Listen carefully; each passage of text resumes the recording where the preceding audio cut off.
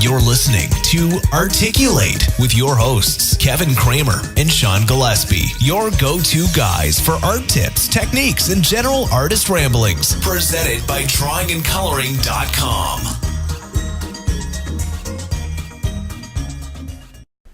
Hey everybody, welcome to Articulate, the podcast where we talk about everything art. I am Kevin Kramer. As always, with me is Sean Gillespie.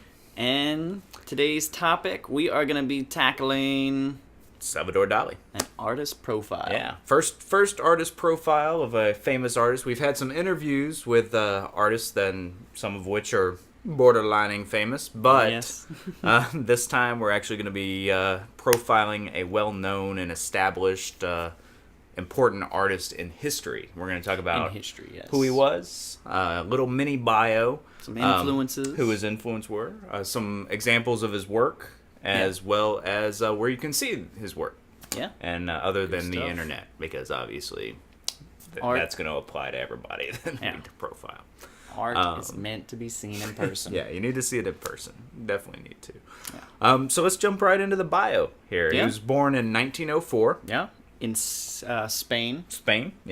Salvador Dali. Now, this is interesting. They pretty much, a lot of the famous artists that I read about, they all seem to have this recipe for making a famous artist, which is their fathers were very unsupportive of their art, and their mothers were very supportive of their art.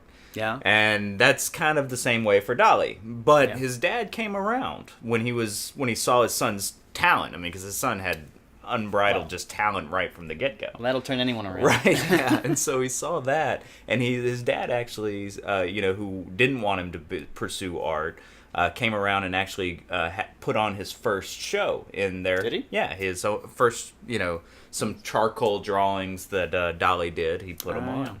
Yeah. But one interesting thing, which might have contributed to Dali's surrealistic pursuits later in life, is when he was 5 years old, his parents took him to the grave of his dead brother who had died 9 months before Dali was born. Who also had the same name. Yeah, same exact name. Of Dali. Yeah, which is already kind of creepy. It's already weird. And they told him that he is a reincarnation of his dead brother.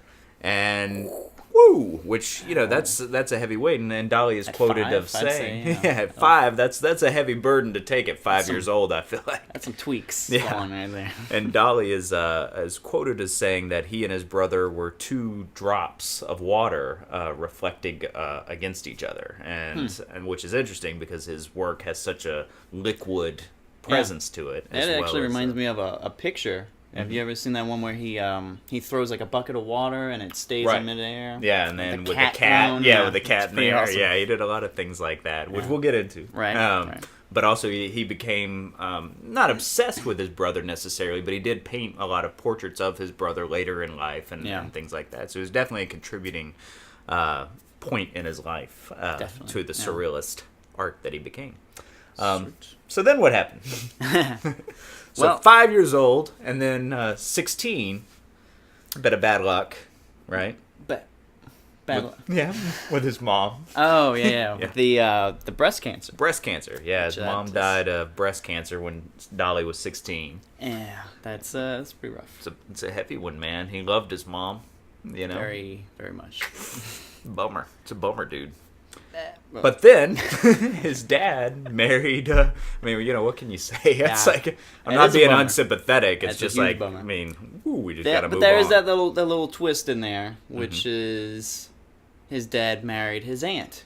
His dad did marry his aunt, which is interesting because Dali and his father had a very estranged relationship. Even though his dad became more supportive of his work and life, they butted heads a lot on a lot of different topics, politically as well as a lot of other things. But his dad marrying his aunt, which is like this, you would think that's horrible. You would think that would be like no, in this big upheaval, Greek tragic moment. But it actually he didn't mind. He loved his perfectly cool. Loved his aunt. Thought, hey, that's cool. She's cool. Yeah. All right, Dad. I like her. So that's cool. Good for them. Yeah. Good for them. Good for them. And then, so Dali moves to Madrid, right? Yeah. Where he goes to art school. And he paints a painting of bread. Is his first famous painting, is a loaf of bread pretty much, which sounds pretty boring. Yeah, sounds boring, but it was an amazing painting, and so. it got him, some recognition on a national level. But Dali was known for annex, known for kind of being a bit of a not playboy, but he was known for a wild card. A little bit of a wild card, strutting his stuff, getting a lot of attention. Dali's always liked attention. Yeah. And he ended up getting kicked out of school before he graduated by, raising hell, basically, being a hell raiser. Right. Well, he did get a lot of influences in school, though. Yeah. Which one of the major ones was the what's his name? It's I found him. Where is he? You know his name. Velazquez? Buñuel.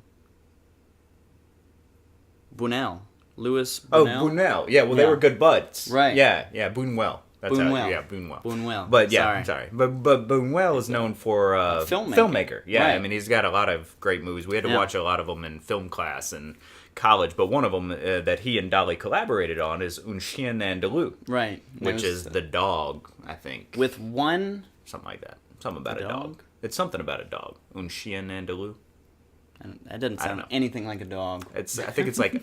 Un Chien is the dog, but Andalou, I don't remember. We'll have to look that up. We'll put that below. But one of the things that film is famous for is opening up with an eyeball being slit open with a razor, and which is really creepy. But they actually used pig eyeballs in place of. So it was a real eyeball. Yeah, it was a real eyeball, but they used a pig eyeball. But the way they filmed it made you think that it was a human's eyeball. That movie is very trippy. Well, there was the one rule that Yeah, this is interesting because I'd never heard this. One rule for the whole movie was that nothing could make sense logically or anything in the movie. Nothing could make any sense or have any logic. And I gotta say they accomplished that task because after I saw it in school, I was like, I don't know what I just watched. But it was awesome. You can definitely see a lot of the same icons that Dali uses in his actual paintings, like the ants walking on the hands and the fruit and things. Like the ants are throughout the whole Which actually, the ants usually represent death in his pictures, is what I found. That's interesting. Yeah. All right. See, I did not know that. Yeah, and that persistence of time one, the big famous one that everybody has on that college persistence wall. Of memory. Yeah.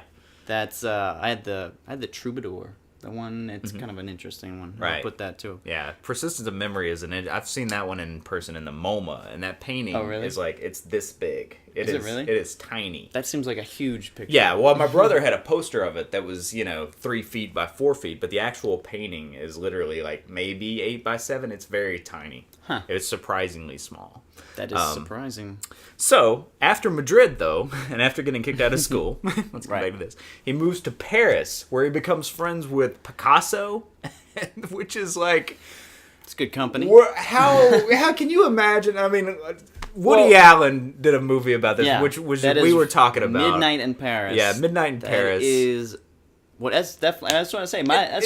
That's my favorite Woody Allen movie. Mine too. It's the best. I feel like it's the best Woody Allen movie. Obviously, we're probably gonna get hate mail being like, "No, Annie Hall and Deconstructing Harry are the best," and they're good. Those are good. But Midnight in Paris to me is such a great and fun film. Yeah, it's so many characters. Right, but it really all of them artists. I know. Well, most of them. Yeah, that might be a little. And some writers, Hemingway and stuff in it. Yeah. But I mean. But they all knew each other, and that's what's so, like, Buñuel and Dali and Picasso hanging out, sitting at a table, drinking together. Right. I can't imagine that. It's not something you think about too often. You sit there and, like, just think about for a second what it would be like to be sitting at a table and be like, "So, Picasso, what'd you do today?" "Oh, I was painting my mistress, and what about you, Dali?" "Well, I'm thinking about painting a lion flying through the air with a bunch of stilted elephants in the background."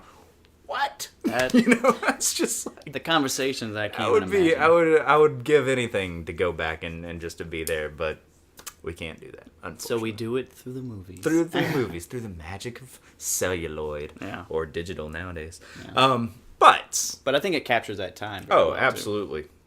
So this is in the 30s, and then World War II comes around, as it does in the 40s. Where he packs it up and moves it over to New York for about 8 years. But before we get to that, though, we actually have to mention probably the biggest and most important thing in his life, which is Gala. Right. Yeah. Yeah. His stolen wife. His stolen wife, yeah. Now Gala was 10 years older than Dali. Which, was she? Yeah, 10 full years. She was a German immigrant, right? I think so. And I'm not even going to try to pronounce her real name. Yeah, that's all I got was Gala. Yeah, Gala. She's known as Gala. Everybody knows her as Gala. But she was actually Paul Iyard, I think, is how you pronounce his name. E-L-U. Yeah, you don't pronounce the L, because I looked it up on how to pronounce his name before, and it was like Iyard, and I'm like, all right, Iyard. If we're saying it wrong, we apologize. We tried to look it up on the proper pronunciation there. That's not. But I'd read an article that talked about this, and he basically became obsessed with Gala before he was even, while she was still married to Paul. Well, he was very, he was not very sexually active. Who? Paul? Dali. Oh, Dali. So he was a little nervous with asking her until she finally asked him to go for a walk. No, there you go. So that's how that started. See, I didn't know about that, but I know that Paul apparently was not that bitter about it. How could you not be? Another one of those situations where it's like Dali takes his wife, eloped to Barcelona, right? Steals her, and apparently Paul was like, "Yeah, they make a good couple." That makes sense. They were like so fitted for each other that even Paul couldn't deny it. Even he was like, "This was a bad relationship." But they belong together. They are soulmates. And this actually brings me up to another one thing. So we talked about kind of, as I'm reading Dali's life, I have a tendency to do this, which maybe you do too, or maybe you don't. I don't know. Yeah. But I have a tendency to look for recipes on what makes a truly great artist, and I look for commonalities and things like that. Right. And so the father who is unsupportive and the mother who is supportive, I see that as a theme that's common in a lot of ours. Obviously not essential, but I do see that as a theme. The only problem with that aspect is if you try to go seek out those you problems can't seek them and out. Incorporate them into your own life. But one you can seek out, and bringing us back to the Gala thing, is the wife or husband, if you're getting, if you're a woman and you're an artist, muse. Whatever, or if you're, gay, that's cool too. We're cool with that. Anyway, so seeking, I'm trying to speak to everybody that we're speaking to, but your significant other, being almost like an opposite of you in that Dali was not good with business. Most artists aren't, but Gala was. And I see that a lot with artists, as far as artists who are really successful. Like, I talk about Thomas Hart Benton a lot because he's one of my favorite. But entrenched in the actual creation of the art. Exactly. And not the business. Yeah, and it's almost you become like a power team. Like probably a more recent and one anybody could think of would be Ozzy Osbourne. Ozzy Osbourne had Sharon. Yeah. And Sharon was definitely the power and the business side to Ozzy Osbourne's creative side. He was just wild. He was wild, but he never would have gotten anywhere as near as he did without Sharon. And the same with Dali. He cracked a whip. Yeah, Gala totally pushed, completed the Dali power couple. Right. And they were able to move into the business. And that's what a lot of these significant others of artists end up becoming, is like a power couple. Right. And they pretty much dedicate their entire life to making their husband or wife's art successful and famous and getting it out there, which is interesting. Which is also interesting as it kind of later on, it gets into, Dali gets kicked out of the surrealist movement and all of that. Right, well, yeah. Because they think he's focused more on money and things like that. Dali was a master of public relations. He's pretty much kind of attributed as one of the first artists to realize that public relations, I'm not going to say was more important than art, but that creating amazing artwork and not working on public relations, not letting anyone know about it does you no good. Right. So he focused really heavily on public relations, and I remember one story about him actually showing up to a party or getting dressed at a party in a diver suit And he had no oxygen. He was completely cut off from oxygen except for the air being pumped into the diver suit to show how, Interesting. we're in these bubbles, I guess. Basically, he's demonstrating that we're sharing the same space, but we're not sharing the same air. He did a lot of performance pieces and things like that. Yeah, but he did a lot of different stuff. It wasn't just painting. But something went wrong, and he lost oxygen. The oxygen wasn't being pumped in properly, and he fell to the ground, and they couldn't get the helmet off. Because he's talking about these big copper helmets. And he almost died. Dali almost died suffocating in a room filled with air because he was in a diver's helmet, which is interesting. But, I mean, it just shows the lengths in which he would go to get his name out there, to get his public... to get the attention. Yeah. And then his very mustache itself. Right, that's you could just draw that and you know what to do. You can do, 2 strokes of a pencil and Dali. Yeah, everybody knows who that is. Yeah, everybody knows instantly, which is interesting because that's not even his mustache. I mean, it's his mustache. It's on his face. He grew it. Right. But his mustache just glued it on.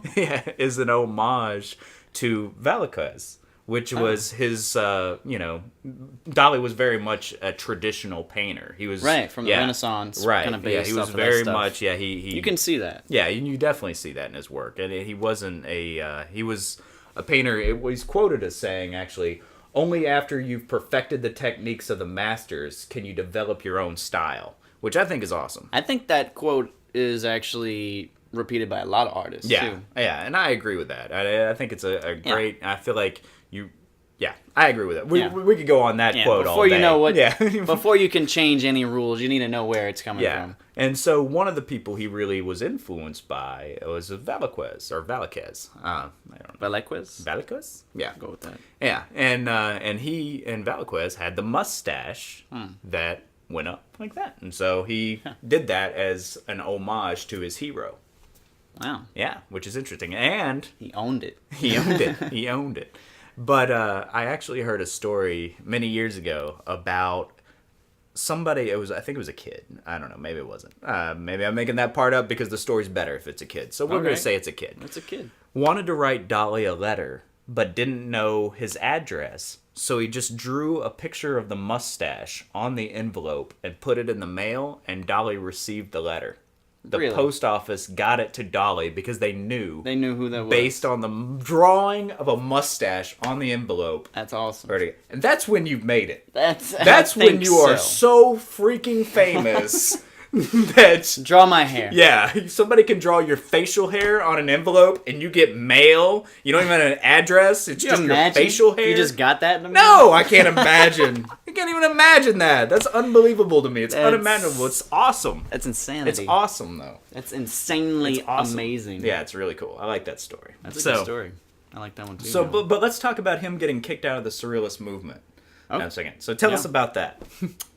Well, basically, what I found was he just kind of started being more money hungry instead of actually creating things that they thought were in the Surrealist movement. Okay. And they started putting rules and things on the way that it should be painted instead of just being what Surrealist is everything. Well, it's kind of wild, whatever. And this brings me to an interesting point, too, because I feel like there's a lot of confusion out there about the Impressionists and the Surrealists and these groups like that, because I feel like people think that these are just artists who have a consistent aesthetic and that critics or museums have grouped them together and be like, oh, these guys are Surrealists and these guys are Impressionists and all that. Right. And while that is sort of true, but there's a specific group of people. There's a group of people. It's a physical group of people who all knew each other. Exactly. And all, like Manet, for example, isn't technically an impressionist, even though his art is impressionistic,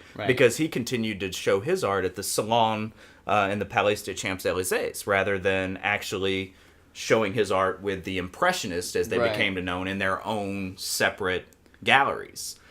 So he's actually was never a part of the act, even though he was friends with Monet, who was a part of it, and he was friends with Cézanne and all those guys. He wasn't actually part of it. And it's the same with Dali, in that Dali was at first with this group, and they shared this aesthetic. But he still butted heads with a lot of them. Well, butted heads, no doubt, yeah. But they all knew each other. They all displayed in the same galleries. They all worked with each other to, elevate each other as a group, which you don't really see anymore. And I feel like we should get together on that, guys. Let's get some artists together and elevate ourselves. We could do that. Let's do it. We could do that right now. Do it. But, so, which I read is that it was also kind of political. It's because, they became, the Surrealists became more political. They wanted their art to have more political meanings, whereas Dali wanted his art to be apolitical, but he also insisted on, he wouldn't reject fascism and things like, and dictatorships. He didn't want to, it wasn't that he was pro any of that. He just didn't want to talk about it. He wanted his art to stand alone. And if there were political undertones, which, I mean, sometimes there were because he was a little obsessed with Hitler. Right. Particularly his back. Yeah, his back. Which is what I found out. It was interesting. That is interesting. The shape of Hitler's back and his mustache. I showed you a painting a minute ago where that was pretty interesting. Yeah, he had a painting of Hitler's mustache that was turned to the side and turned into an island. That was another thing that they thought that his pictures just kind of started turning into puzzles and different things, and it wasn't really surrealism. Right. It was like the viewer just goes up there and then they have to kind of figure out what the hell they're looking at, and it's just like it's just a game to him now. It's not even a real artwork. So they kicked him out of the surrealist movement, but what did he say when they kicked him out? Because this is classic Dali here, folks. Classic Dali. I am surrealism. Yeah, I am surrealism. You can't kick me out of surrealism. He his hands up. He did his head. He's like, what? You can't kick me out. I am surrealism. Which, when I hear people say that, we were talking about Francis Ford Coppola. Okay. With his with the whole when he was doing Apocalypse Now. He's like, I am Vietnam, and you're like, dude. Okay. Whatever. And I love Coppola. I do. And to me, Coppola is synonymous with Mafia. He's the Godfather. If he yelled, I am the Godfather, I'd be like, yeah, you are. Hell yeah. You are, but you're not synonymous with Vietnam. I'd say he's more synonymous with wine. With wine. I am wine. Maybe. But Godfather, definitely. Yeah, definitely. But with Dali, it's not even funny. He's like, I am surrealism, and you're like, you are. His name is... There's no debate there. No, there's not, because you say surrealism, you think Dali. I mean, some people be like, Magritte. Yeah, Magritte's awesome, but a lot of people don't know who Magritte is. I don't know who You know who Magritte is. I might know his pictures. He's the apple on the face, the bowlers. Yeah. But again, see, right there. Right, but the name is not a household. It's not a household name like Dali is. Even if you don't know anything about art, you know his mustache, and you almost definitely know his name. And could that be partly because of the way he interacts with the world? Absolutely. That's totally the reason why. Is because he did commercials. I've seen him on game shows. He did the backdrops. He worked with Alfred Hitchcock for the backdrops for the movie Spellbound. Huh. Yeah, which is interesting. I think it's called Spellbound. Spellbound? I think it's... I've never actually seen the movie, actually. I'm a huge Hitchcock fan, and I've never seen that movie. Well, I know he was on... Spellbound. I know he was on...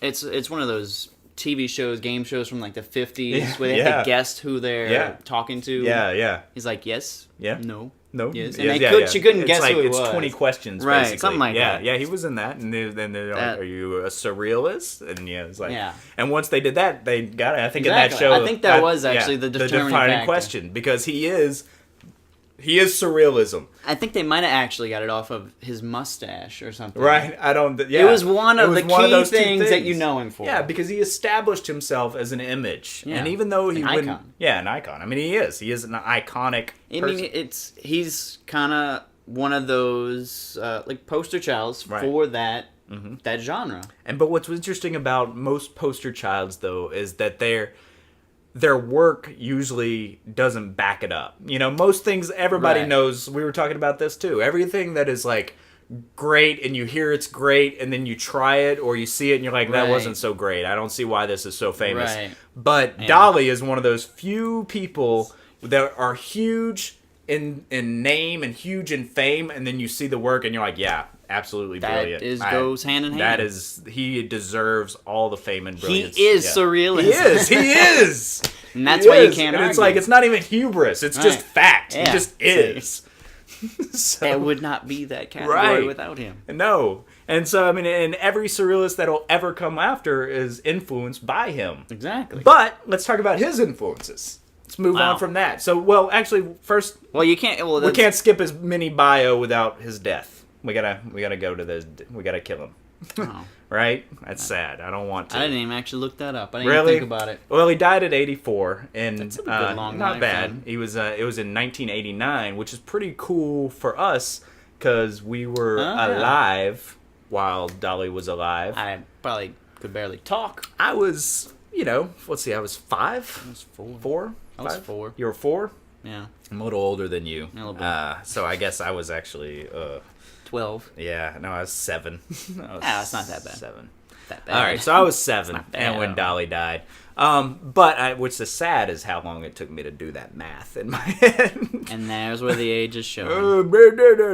But so Gala died first. Gala was 10 years older than him. She passed away toward the end. Dali's hands were shaking really bad. They think partly because of a home remedy or concoction that his pretty near dementia moving in on Gala would make him. So his near demented wife, would concoct for him. Interesting. Yeah, they believe that caused that. But after she died, I mean, he became pretty much a total recluse. He lived alone. There were some servants and assistants who would help him with things, but pretty much reclusive. It was in and out of the hospital quite a bit in the ending years. They think that maybe he was trying to starve himself and just out of want and missing for his Gala. Wow. That's a true artist. Yeah, I mean, that dude, they were, I mean, when we say soulmates, those two were made for each other. And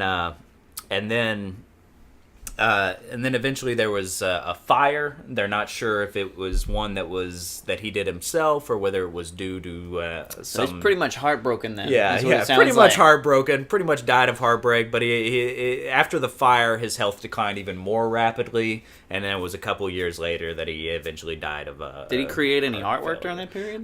No, he opened up the museum, his museum in Dali Spain. Museum. Yeah, the Dali Museum in Spain. Well, there's one in Florida. Yeah, well, there's a few, yeah. Okay. But this one is the one in Spain. This is the one that's it's actually a building that he designed himself. He did the architecture for it, which has got the little eggs going across the top in Spain. And That one was like it breaking out. yeah, well, it's got that one, but as well that painting you're talking about, the painting where the head's like an egg. Is that the one you're talking about? It's got that one in there, but it's also got like a mural with the feet underneath in it. But he actually designed the architecture of the building itself. That makes more sense to be in Spain. Yeah, The one in Florida is probably not quite as nice. yeah. So anyway, he died and then is buried there. But he one of his last works was a drawing he did for the king who was. King of Spain. Yeah, I believe so. I'd have to look that up. But yeah, it was done because he supported the museum and helped get it built and get it set up. Yeah. So, but other than that, I mean, he really has very little old works. But there's a rumor, and I hope this isn't true because it's so sad and so horrible, that his assistants would force him to sign blank canvases. As I looked at, I saw that. And then later they had people Just paint them and then sell them as Dalis. Dalis. So that's why art dealers are very hesitant to look at late work.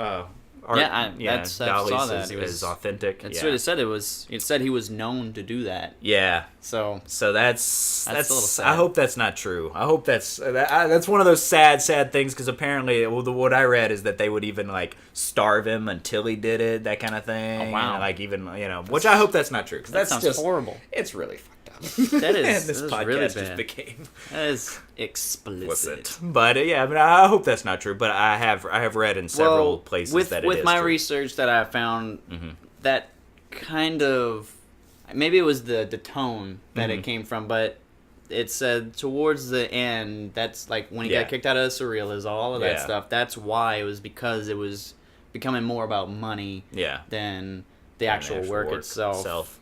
And he was doing advertisements and things like that, and he had that the nickname. Yeah, he did have the nickname. That anagram of his name. I forget who wrote it, but it was Avita Dollars. Yeah, Avita Dollars. But man, I feel like a lot of that is just hating on somebody who is successful. Yeah, you know? I mean, it comes with the territory. Yeah, I think anybody who is really successful at something is going to get a little bit of jealousy, and you know, the people are going to come up with nicknames like that. Right. But especially creative artists type. But I mean, he was very, very prolific through most of his life. I mean, he created 30, 40 paintings a year for a lot of his. Now, most of these paintings, you have to put in perspective, are kind of small. I mean, they're not. Granted, he did several paintings that were, 12 feet by 40 feet or whatever. As a wall. About 40 feet. But yeah, I mean, he did full wall paintings that borderline murals. In fact, they just restored several of those in his museum. Yeah. Huh. But his influences, because we were talking about him being classically trained. Right, Renaissance artists, masterworks. So Vermeer, Rembrandt, and Velázquez pretty much his influences. And that the video, the film guy from the Brunel, what is his name? Buñuel. Well, they were good friends. Right, but that's what they also found where he kind of got him into that surrealist influence. Well, I think there's kind of a give and take there as far as I hear, because apparently, like with the Un Chien Andalou, at first it was kind of thought that Dali just wrote the script for it, but then it was he later said that he actually helped in the filming. But him and Buñuel, actually, they fell out of friendship with each other. They were great friends for a long time, and in Dali's autobiography, he's kind of alluded to the fact that they fell out because Buñuel was a communist and an atheist. But Dali was so apolitical that I don't really see how that would be the issue. But in Buñuel's autobiography, he wrote that Dali tried to rekindle their friendship and tried to apologize quite a bit later in life, but wasn't having it really. So it's kind of sad too. A lot of sad when you're profiling an artist's entire life, but but a lot of ups and downs, right? A lot of ins and outs, a lot of what have you, a lot of wife stealing. But let's talk about why he's important. I mean, he's important because he is surrealism. I mean, that's I think that's really the main. I mean, we've covered a lot here. Right, we've covered a lot, but I think the main thing is he defined that genre. Yeah, and that's rare that utterly, you're going to see an artist who totally. Yeah, and that is so rare that that's going to happen. Usually, you're like, well, what is impressionism? And you're like, well, Monet is impressionism, and then but I mean, who also look at other people to kind of get a feel for what it is. You can get an idea of what that means. Yeah, but with Dali, it's a one-stop shop. I know what it means. I see what it means. Yeah, I can see it. It's one of those ineffable things too, where you're like, what is surrealism? Well, it's just kind of like things are trippy, and let me try to explain it to you. And things are just crazy, and they don't really make a lot of sense. And they look like other things. And why is this here? Like, I don't know. Right. It's like right. You can go take acid, or you can just go look at a Dali. Or you can look at a Dali. One of the two. We recommend the Dali because it's safer. It's safer. Well, maybe he doesn't. But kids, don't do drugs. Don't. Say no. Say no to drugs. Expand your mind. Also, another reason he's important is because of his PR experience. Yeah. And how he really demonstrated. And like Warhol, I think, really followed. I mean, he took that to the next level. I think you could probably group them together in that sense. In that sense, yeah. I mean, they're definitely comparable there. But at Warhol, I feel like while talented, he's not quite as prolific. Well, I'm not going to say not as prolific, but I mean, he's like, you look at Dali's work and you're like, that work is genius. But you look at Warhol's work and you're like, that's very good. That's clever making, and that's clever. But it's a very skilled. He was much more talented at PR than he was art, whereas Dali was.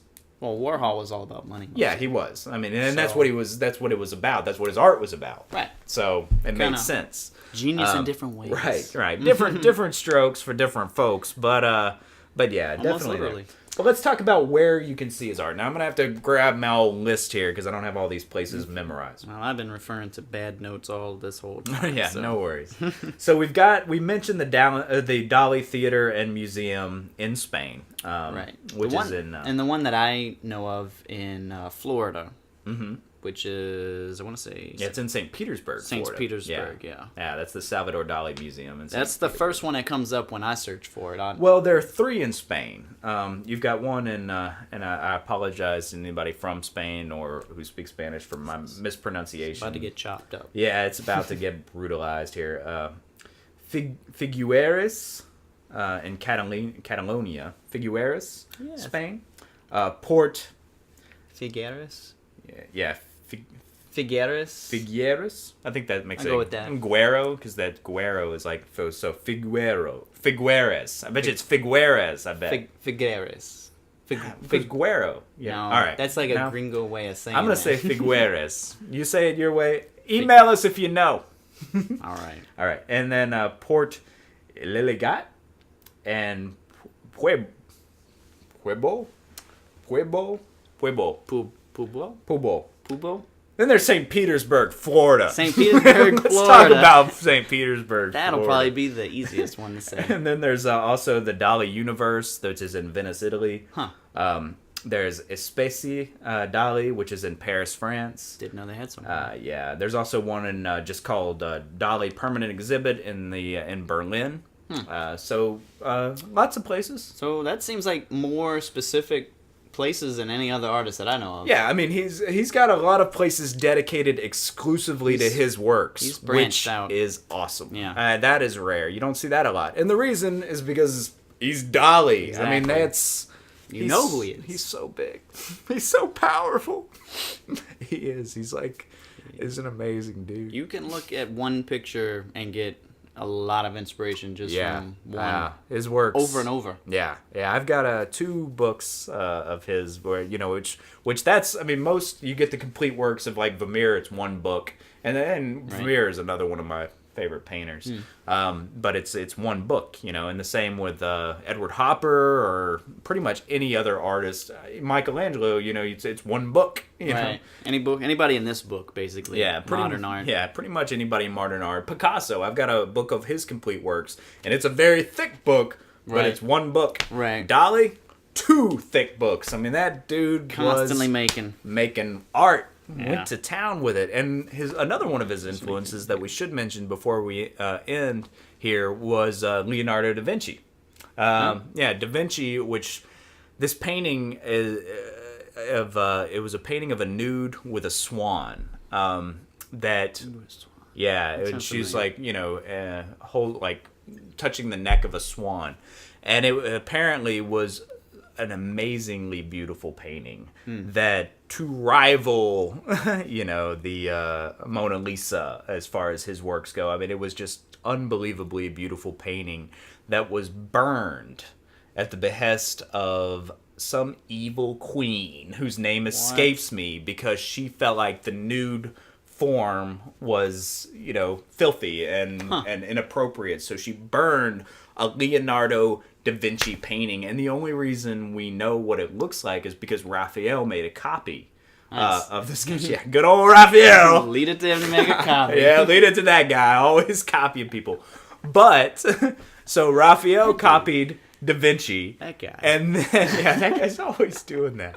But people copied him too, But then Dali copied Raphael's painting, but had Gala as holding the swan, and it's a very famous painting of Gala. Yeah, I was gonna say, I'm pretty sure what you just. I've already seen this. Yeah, you've seen that painting. It's a famous one, and Dali's, just to kind of put into perspective, Dali's obsession with Gala is the painting of Christopher Columbus, or that it's not. Well, it is a painting of Christopher Columbus, but it's also a painting called Christopher Columbus of the ships coming in, and on the masts of the ships, you've got this guy, presumably is Christopher Columbus, kind of walking in the foreground. Yeah. But on the giant mast of the ships is a painting of the Virgin Mary, who is gala. Of course. Of course. Why wouldn't she be? So he went so far as to paint her as the Virgin Mary. So I mean, the dude was obsessed with his woman, which It's a good thing. good for them. Good. You know, good for them, I guess.